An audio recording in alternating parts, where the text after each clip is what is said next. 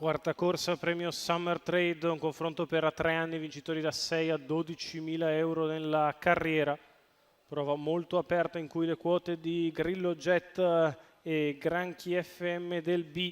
sono andate ad avvicinarsi sino a diventare esattamente la stessa in questo istante, 3,25 per entrambi. L'alternativa Gattuso, molto vicino alla valutazione anche Great Feeling Run, gli outsider Jenny e Garcia Rec, con l'autostart che sulla curva di sinistra raccoglie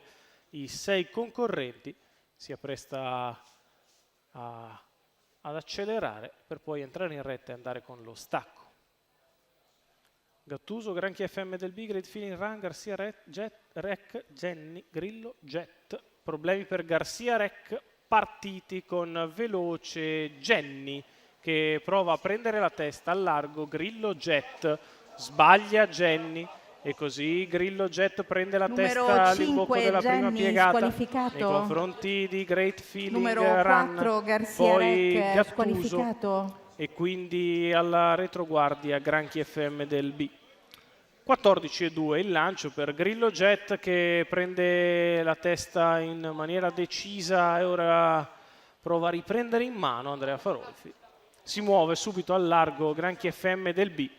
che risale 29,2 i primi 400 metri di corsa, Grillo Jet in vantaggio, Great Feeling Run in seconda posizione, di fuori Granchi FM del B e quindi Gattuso.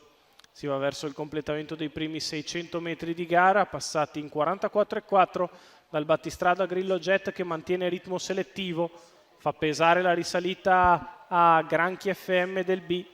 alla corda rimane Great Feeling Run, poi Gattuso, 800 metri iniziali in 58,6 per Grillo Jet che continua di gran lena sul piede dell'1,13 al chilometro, di fuori Granchi FM del B che si sorbisce durissimo percorso al largo, in corda c'è sempre Great Feeling Run, poi Gattuso che è in seconda pariglia,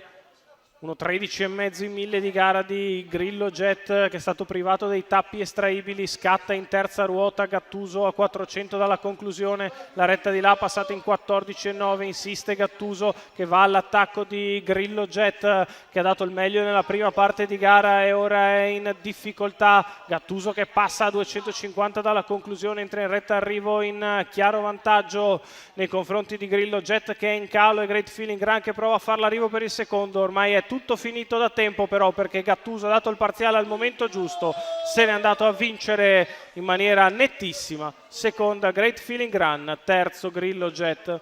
30,5 gli ultimi 400 di corsa, 1,14,3 per Gattuso, Lorenzo Baldi che allena e guida